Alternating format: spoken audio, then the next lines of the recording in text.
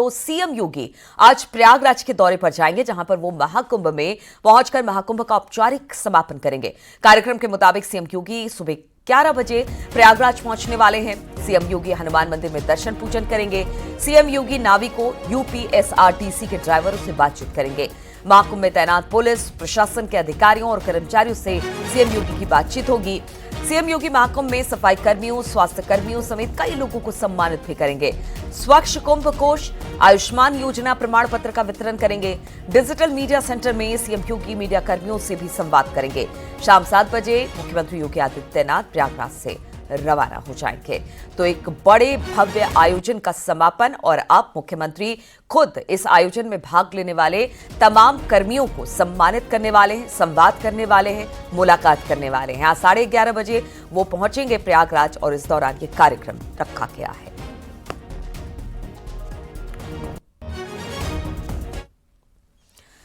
तो महाकुंभ के आयोजन में सीएम योगी ने लगातार अपनी पूरी ताकत लगा दी। सीएम योगी ग्राउंड जीरो पर पहुंचकर जमीनी हकीकत देखी और अधिकारियों को जरूरी निर्देश लगातार समय समय पर देते रहे। लखनऊ में सीएम हाउस से मुख्यमंत्री ने महाकुंभ पर नजर रखी।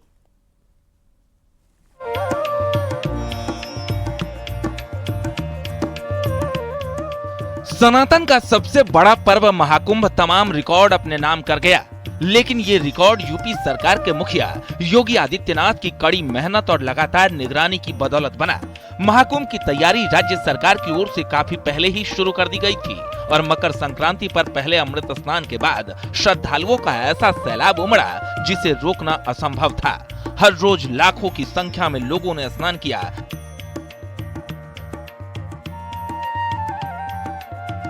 तो खास दिनों में यह आंकड़ा करोड़ों में पहुंच गया। दुनिया के सबसे बड़े पर्व को सफल बनाने के लिए मुख्यमंत्री योगी आदित्यनाथ ने दिन रात एक कर दिया। कभी प्रयागराज पहुंचे तो कभी 5 कालिदास आवास से ही महाकुंभ की जानकारी ली। मुख्यमंत्री योगी ने महाकुंभ आयोजन के दौरान प्रयागराज का रिकॉर्ड दौरा किया। दिसंबर 2024 में पीएम के साथ विकास कार्यों की सौगात, 8 जनवरी को प्रयागराज का दौरा, 19 जनवरी को महाकुंभ में संतों से मुलाकात, 22 जनवरी को महाकुंभ में कैबिनेट बैठक, 25 जनवरी को विश्व हिंदू परिषद के संत सम्मेलन में हिस्सा, 27 जनवरी को गृह मंत्री अमित शाह के साथ संगम स्नान, 30 जनवरी को हादसे के पीड़ितों से मुलाकात, 1 फरवरी को उपराष्ट्रपति के साथ पहुंचे महाकुंभ, 4 फरवरी को भूटान नरेश के साथ महाकुंभ पहुंचे, 5 फरवरी को पीएम मोदी का स्वागत किया, 10 फरवरी को राष्ट्रपति द्रौपदी मुर्मू के दौरे के समय पहुंचे, 16 फरवरी जलवायु सम्मेलन में हिस्सा लेने महाकुंभ पहुंचे।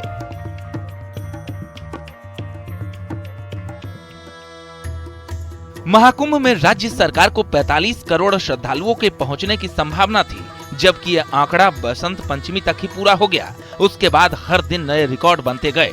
महाकुंभ को लेकर लगभग 1,500 करोड़ की धनराशि खर्च किए जाने की बात कही जा रही है, जबकि राज्य सरकार का मानना है कि इस महापर्व के सफल आयोजन से उत्तर प्रदेश की अर्थव्यवस्था को 3 लाख करोड़ का फायदा हुआ। मुख्यमंत्री योगी ने खुद एक कार्यक्रम के दौरान मंच से ये बात कही। कुंभ के आयोजन में कुल 1500 करोड़ रुपए खर्च हुए हैं और बदले में अगर उत्तर प्रदेश को 3 लाख करोड़ रुपए का लाभ होता हो और यहां की अर्थव्यवस्था सुदृढ़ होती हो, तो मुझे लगता है कि यह उत्तर प्रदेश के नौजवानों के लिए, उत्तर प्रदेश की जनता जनार्दन के लिए और नए भारत के नए उत्तर प्रदेश के लिए, जिसे हम आदरणीय प्रधानमंत्री जी की प्रेरणा से भारत के ग्रोथ इंजन के रूप में स्थापित कर रहे हैं, उस दृष्टि से अत्यंत उपयुक्त है और समीचीन है। प्रयागराज महाकुंभ के दौरान सीएम योगी ने न सिर्फ तैयारियों को समय समय पर परखा, बल्कि मिल्कीपुर विधानसभा सीट पर होने वाले उपचुनाव और दिल्ली विधानसभा चुनाव के प्रचार के लिए भी समय निकाला। सीएम योगी ने महाकुंभ के दौरान विपक्ष पर कई बार हमला किया और भारत की एकता और अखंडता को लेकर भी बयान दिया। 16 फरवरी को महाकुंभ में बोलते हुए सीएम योगी ने कहा कि हिंदू होने का मतलब विश्व कल्याण का मार्ग प्रशस्त करना है, भारत की एकता और अखंडता की गारंटी देना। भारत अखंड है, सुरक्षित है, तो हम भी उसमें सुरक्षित हैं। हमारे धर्म स्थल सुरक्षित हैं। वही तो संदेश है हमारा महाकुंभ दे रहा है। हिंदू होने का मतलब विश्व कल्याण का मार्ग प्रशस्त करना। हिंदू होने का मतलब भारत की एकता और अखंडता की गारंटी देना। हिंदू होने का मतलब केवल मनुष्य ही नहीं, चराचर जगत की सुरक्षा की गारंटी देना। गृह मंत्री अमित शाह का दौरा हो या फिर प्रधानमंत्री नरेंद्र मोदी का महाकुंभ दौरा, राष्ट्रपति द्रौपदी मुर्मू और उपराष्ट्रपति के दौरे के समय भी सीएम योगी प्रयागराज में मौजूद रहे। महाकुंभ में साधु संतों से मुलाकात से लेकर हर खास मौके पर भी सीएम ने खुद नजर रखी और आयोजन को सफल बनाने के लिए जी तोड़ कोशिश की। विनम्रता से कहूंगा कि आयोजन किसी पार्टी विशेष का नहीं था, किसी सरकार का नहीं था। मैं तो बार बार इस बात को कहता रहा हूं कि आयोजन समाज का है, सरकार पीछे है। सरकार सहयोग के लिए, अपने उत्तरदायित्वों का निर्वहन करने के लिए एक सेवक के रूप में हम लोग वहां पर हैं और एक सेवक के रूप में अपने उत्तरदायित्वों का निर्वहन करने की हमारी जिम्मेदारी है और उस निर्वहन के लिए हम लोग तत्परता के साथ अपनी जिम्मेदारियों का निर्वहन करेंगे। महाकुंभ के अद्भुत संयोग और संतों की अपील के बाद प्रयागराज में श्रद्धा का सैलाब उमड़ पड़ा। कोई अपने साधन से महाकुंभ पहुंचा तो कोई बस, ट्रेन और हवाई जहाज के जरिए। राज्य सरकार की ओर से श्रद्धालुओं की मदद के लिए हर संभव प्रयास किए गए। जाहिर है सीएम योगी की कड़ी मेहनत मशक्कत का ही नतीजा है कि इस बार महाकुंभ ने ऐतिहासिक मुकाम हासिल किया है। Bureau report, news 18।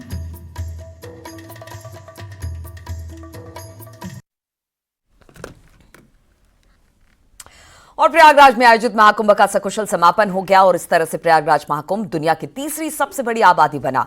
45 दिनों का यह महाआयोजन था। महापथ में कई महारिकॉर्ड बने।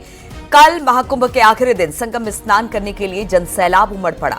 कल रात 8 बजे तक 1,53,00,000 लोगों ने स्नान किया। इस तरह से महाकुंभ में नया इतिहास रचा गया।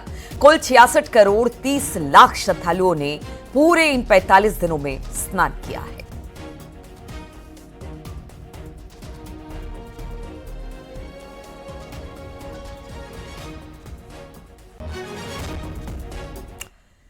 और रेल मंत्री अश्वनी वैष्णव भी आज प्रयागराज के दौरे पर रहेंगे। यहां पर वो महाकुंभ में बेहतर काम करने वाले कर्मचारियों को सम्मानित करेंगे। अश्वनी वैष्णव महाकुंभ में दी गई सेवाओं के बारे में जानकारी देंगे। इसके बाद रेल मंत्री प्रयागराज जंक्शन और कुछ अन्य स्टेशनों का भी निरीक्षण करेंगे। तो आज खुद रेल मंत्री अश्वनी वैष्णव प्रयागराज पहुंचने वाले हैं। इस दौरान हमने देखा कि महाकुंभ स्पेशल ट्रेनें कईयों चलाई गई। सुरक्षा व्यवस्था स्टेशन से लेकर बाहर तक, ताकि यात्रियों को किसी तरह की दिक्कत ना हो, उसका ख्याल रखा गया। हालांकि भीड़ बहुत ज्यादा थी, इसके बावजूद इन चुनौतियों से निपटना बड़ी बात थी। आज इसी को लेकर अश्वनी वैष्णव पहुंचने वाले हैं और जो रेलवे की सेवाओं के बारे में वो बताएंगे कि किस तरह से महाकुंभ में रेलवे ने अपनी सेवा प्रदान की।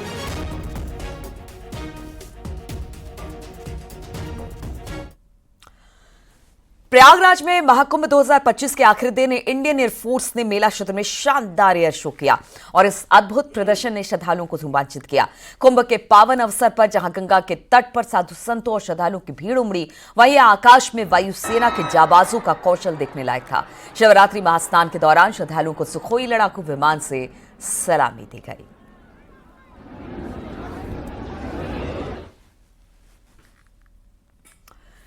तो महाकुंभ में श्रद्धालु के स्नान करने का महारिकॉर्ड बना, तो वहीं महारिकॉर्ड बनाने पर एसपी प्रवक्ता अनुराग भदौरिया ने सवाल उठाए। अनुराग भदौरिया ने क्या कुछ कहा, आइए आपको सुनवाते हैं। कुंभ हम सब के लिए, सनातनियों के लिए आस्था का विषय है। हम उस पर कभी राजनीति नहीं करते। मैं तो चाहता था कि कम से कम 100 करोड़ से भी ज़्यादा सनातनी वहाँ पे श्रद्धा की डुबकी लगाएं और अच्छा होता। और महाकुंभ अभी नहीं, सदियों से होता आ रहा है। समाजवादी पार्टी सरकार में हुआ, आज भी हुआ, आगे भी होगा। मैं तो बस इतना ही कहूँगा कि आस्था और राजनीति में फ़र्क होता है। महाकुंभ ये हमारे सनातनियों का महापर्व है, ये मेरा आस्था का विषय है। इसमें हम कोई राजनीति नहीं करते। बीजेपी नेता संगीत सोम ने महाकुंभ को लेकर विपक्ष पर जमकर निशाना साधा। सीएम योगी के बयान का समर्थन करते हुए उन्होंने अखिलेश यादव और ममता बनर्जी पर तीखे प्रहार किए। चीज देखिए, मैं मुख्यमंत्री जी की बात से 100% सहमत हूं कि इतना बड़ा महाकुंभ जहां 65 करोड़ लोग डुबकी लगा रहे हो, लेकिन आज भी बाबर और औरंगजेब की औलाद आज भी वहां कुछ ना कुछ खराब ढूंढने का काम कर रही है। अखिलेश यादव जैसे लोग टिप्पणी करने का काम कर रहे हैं, ममता जैसे लोग टिप्पणी करने का काम कर रहे हैं। मुख्यमंत्री जी ने जो कहा कि जिसने जो तलाशा वो मिला, जिसने सुअर तलाशा उसे सुअर मिला, जिसने वहां धर्म तलाशा धर्म मिला। मैं गारंटी के साथ कहता हूं कि 65 करोड़ लोगों ने जो वहां डुबकी लगाई है, दुनिया में कहीं, पूरी दुनिया में इतनी बड़ा धार्मिक आयोजन इतने प्यार से और इतने अच्छे तरीके से संपन्न हो जाए, ये संभव नहीं था। तो महाकुंभ के दौरान झुंसी रेलवे स्टेशन से पुलिस की मानवीय तस्वीर भी सामने आई, जहां पर एक बुजुर्ग श्रद्धालु ट्रेन पर चढ़ने के दौरान फिसलकर नीचे गिर गए और ट्रेन के बीच में फंस गए। इस दौरान रेलवे सुरक्षा में तैनात जवानों ने दौड़कर बुजुर्ग को बाहर निकाला, उनकी जान बचाई। पूरी घटना नई Delhi Ballia superfast express train का बताया जा रहा है, जो कि स्टेशन से रवाना होने ही वाली थी, तभी यह हादसा हुआ। लेकिन इसमें बुजुर्ग की जान नहीं गई, क्योंकि समय रहते वहां पर रेलवे सुरक्षा में जो जवान तैनात थे, उन्होंने अपना मानवीय चेहरा दिखाते हुए इस बुजुर्ग की जान बचाई।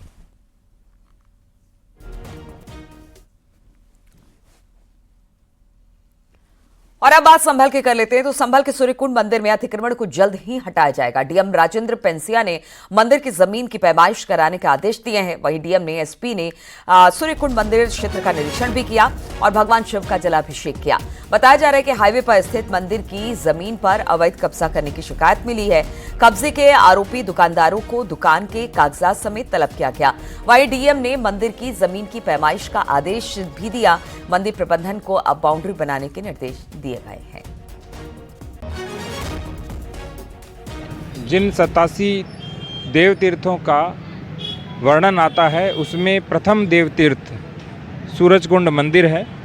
यहाँ 23 बीघा भूमि थी और एक तालाब बना हुआ है जो हमारा सूरजकुंड तीर्थ है, जिसमें लोग जो भी फूल होते हैं या पूजा की सामग्री होते हैं उनको भी तैराते हैं और इसके साथ साथ यहाँ पे स्नान भी करते हैं। तो इसके चारों ओर की पैमाइश के लिए हमने लेखपाल को बोला है और एसडीएम साहब को बोला है और मंगलवार को दोनों पक्षों को बुलाया है कि वो अपनी अपनी चीज़ें दिखाएं कि कितनी भूमि थी, कितनी पर कब्जा हुआ है और वर्तमान में स्थिति क्या है। तो उसके उपरांत जो भी होगा हम अतिक्रमण मुक्ति की कार्रवाई शुरू करेंगे।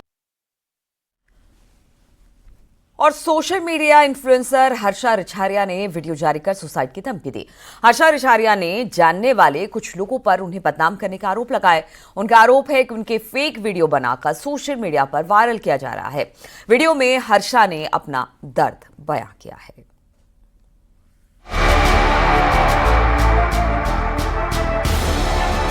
किसी भी सुबह अगर ये पता चलता है कि हर्षा रिछारिया ने आत्महत्या कर ली या हर्षा रिछारिया ने सुसाइड कर लिया, तो मेरे पास सारे नाम हैं जिन नामों को मैं लिख कर जाऊंगी कि किसने मेरे साथ क्या किया है। आखिर कौन है जो हर्षा रिछारिया को बदनाम कर रहा है? कौन उनके फेक वीडियो सोशल मीडिया में फैला रहा है? इन्फ्लुएंसर हर्षा रिछारिया का जो वीडियो सामने आया है उसमें वो गंभीर आरोप लगा रही हैं। उनका कहना है कि उनकी लोकप्रियता कुछ लोगों से हजम नहीं हो पा रही, इसकी वजह से उनकी छवि को दागदार करने की साजिश रची जा रही है। हर्षा के मुताबिक जो ऐसा काम कर रहे हैं वो उन्हें अच्छे से जानती हैं, लेकिन हर्षा ने उनका नाम उजागर नहीं किया है। इतना ही नहीं, हर्षा तो सुसाइड करने तक की धमकी दे रही हैं। हर्षा के मुताबिक वो बेहद परेशान हो चुकी हैं। हर्षा का आरोप है कि एआई तकनीक के जरिए उनका फर्जी वीडियो बनाया जा रहा है।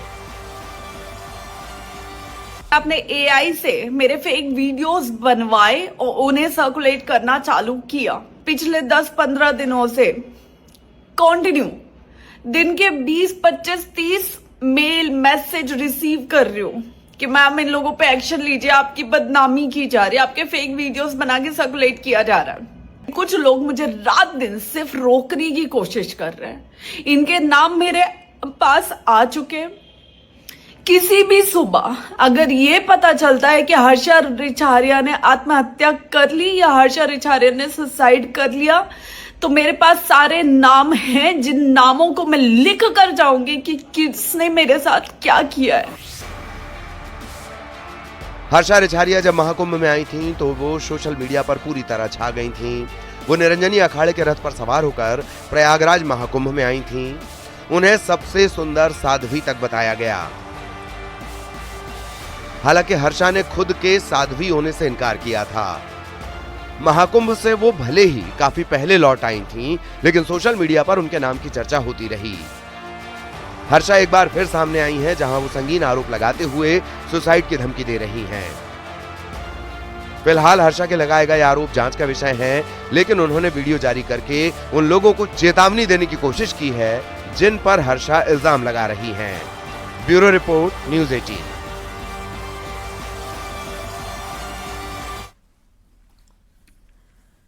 आगरा में हिंदूवादी नेताओं ने गौ माता को राजमाता का दर्जा दिलाने के लिए पदयात्रा निकलाई। करीब 200 किलोमीटर लंबी पदयात्रा का 11 दिन बाद समापन हुआ। बटेश्वर नाथ धाम में 16 फरवरी को पदयात्रा की शुरुआत हुई। पदयात्रा का पुष्प वर्षा कर जगह जगह स्वागत किया गया। पदयात्रा में हजारों लोग शामिल हुए। यात्रा 11 दिवसीय यात्रा थी। 200 किलोमीटर यात्रा का सफर तय करके आज विश्राम दिवस है हमारा, और हजारों की संख्या में यहाँ सनातनी इकट्ठे हुए हैं। और सभी हमारी संस्था तो कार्य कर ही रही है, बाकी सभी सनातनियों की ये आवाज़ है कि गौ माता को राज्य माता का सम्मान मिले। ऐसा निवेदन किया गया है माननीय मुख्यमंत्री योगी आदित्यनाथ जी से कि सभी सनातनियों का सम्मान, आज गौ माता को राज्य माता का सम्मान मिलने से समस्त हिंदू समाज और सनातन समाज का सम्मान हो।